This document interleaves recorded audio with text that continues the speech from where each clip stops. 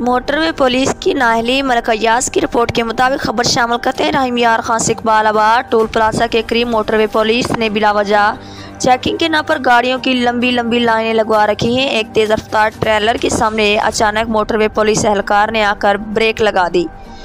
इस अचानक ब्रेक की वजह से पीछे आने वाला ट्रेलर इससे टकरा गया, जिसकी वजह से ड्राइवर शदीद जख्मी हो गया। ट्रेलर फ्रंट मुकम्मल तौर पर तबाह। इस एहलकार की नाअहली से अब ड्राइवर जिंदगी मौत की जंग लड़ रहा है। जख्मी ड्राइवर को शेख ज़ैद अस्पताल इमरजेंसी शिफ्ट कर दिया गया।